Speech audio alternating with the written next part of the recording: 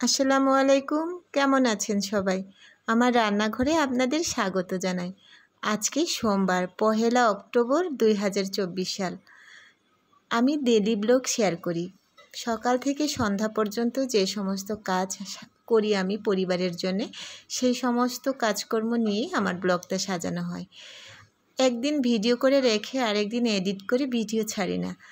আর এই প্রত্যেক দিনের ভিডিও প্রত্যেক দিন এডিট করে ভয়েস কভার করে ছাড়তে আমার কষ্টও হয়, তারপরেও আমি এটা করি, কারণ এতে আমার না একটু স্বস্তি হয়। যেমন কিছু কিছু শখ থাকে না মানুষের, ডায়েরি লেখা, প্রত্যেক দিনের কাজ লিপিবদ্ধ করা। আমি সেরকম টাইপেরই করছি, কারণ ডায়েরি তো লিখি না, ভিডিও এই যে ফেসবুকে পেজে যে ভিডিওগুলো আপলোড করি সেটাই ডায়েরির মতো। প্রত্যেক দিনেরটা প্রত্যেক দিন শেয়ার করছি, প্রত্যেক দিনের কাজগুলো লিপিবদ্ধ করে রাখছি, ওই ডায়েরি লেখার মতোই। ডায়েরিটা তো হয়তো বা কোনো দিন হারিয়ে যাইতে পারে, কিন্তু এই ফেসবুকে যে আপলোড করছি এইটা কিন্তু কখনোই হারিয়ে যাবে না। আমার পরবর্তী প্রজন্মগুলো এগুলা দেখতে পারবে, আমার বাচ্চাদের সন্তানেরা দেখতে পারবে, সেই সন্তানদের সন্তানেরাও দেখতে পারবে। তো এইটা ভেবে আমি এই ফেসবুকে আপলোড করার পরিকল্পনা করেছি প্রত্যেক দিনের ভিডিওটা। তো আজকে আমাদের বাসায় খুব সাধারণ কিছু রান্নাবান্না হয়েছে। বাজারঘাট তো একদমই নাই, মাছ মাংস আছে যদিও অল্প বিস্তর, কিন্তু সবজি টবজি কিচ্ছুই নাই। গতকাল অল্প একটু বাজার ছিল, সেইটা রান্না করে নিয়েছি। আর আজকে আমি বাজার করার মুডে ছিলাম না, এই কারণে আজকে বাজারজাত যতটুকু বাসায় আছে সেগুলো দিয়েই দিনটা চালিয়ে দেব ভাবছি। এই যে মাছ ভেজেছি, এটা কাকিলা মাছ ছিল।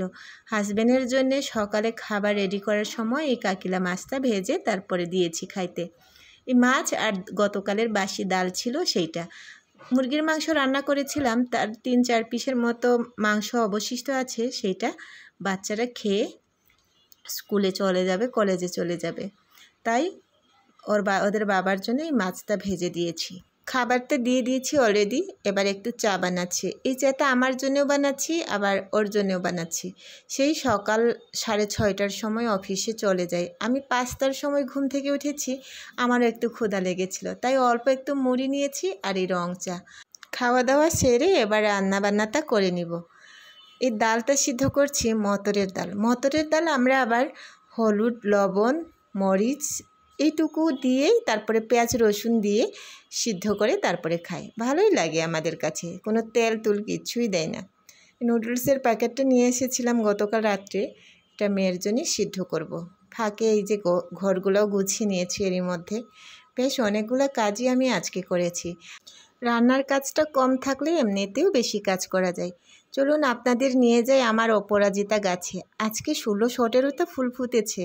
এই ফুলগুলোর দিকে তাকালে না মনটা ভীষণ ভালো লাগে। আবার ফুলগুলোও রেখে দিচ্ছি চা একদিন করে খাবো বলে। তো এবার রান্নাবান্নায় চলে আসি।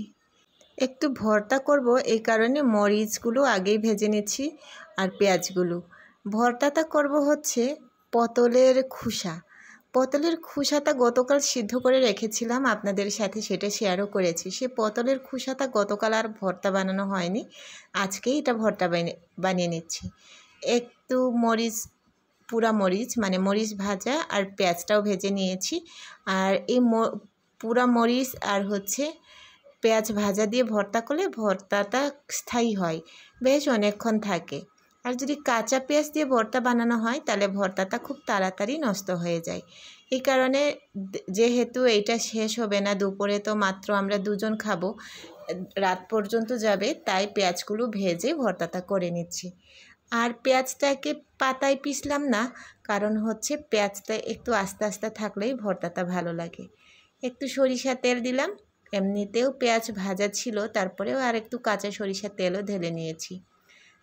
পটলের চুকলের ভর্তাটা হয়ে গেছে। তো এবার হচ্ছে আরেকটা ভর্তা করব, সেইটা হলো কচুর ভর্তা। কচুর শাকটা না রেখে দিয়েছিলাম ফ্রিজে করে সিদ্ধ করে, তো সেই কচু শাকটা ভর্তা করব কিভাবে সেটাও দেখাচ্ছি চলুন। মরিচ তো ভাজা আছে, পেঁয়াজটা ভেজে নিচ্ছি। আর এই যে কচুর শাকটা, এটাও এতটুকু, এত বেশিও না আবার এত কমও না, আমাদের জন্য এটাই এনাফ। তো এটা একটু তেলে পেঁয়াজ মরিচ দিয়ে ভেজে নিব আর কি। এটাকে চটকে বানালাম না, এটাকে শুধুমাত্র এই যে তেলের মধ্যে দিয়ে তারপরে মরিচ যে আছে সে মরিচটাকে একটু হাত দিয়ে চটকে দিয়ে দিব। আজকে যে হারে মরিচ দৌড়াদৌড়ি করছি আমার কি অবস্থা হবে সেটা ভেবে এখনই ভয় পাচ্ছি। হাতটা ভীষণ জ্বলবে আজকে।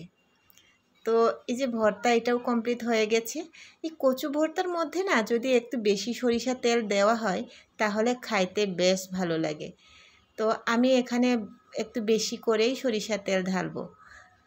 আপনারা কিভাবে কচু ভর্তা কচুর শাক ভর্তা করেন জানান তো। আপনাদের রেসিপি দেখলে আমিও সেভাবে ট্রাই করতে পারবো।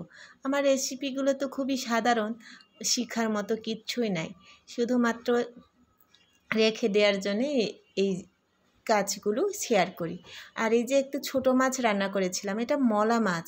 এই মলা মাছটা একটু পেঁয়াজ বেশি দিয়ে মাখিয়ে একেবারে বসিয়ে দিয়েছিলাম, এটা শেয়ার করা হয়নি, তো ভুলে গিয়েছিলাম এটাকে ভিডিও করতে।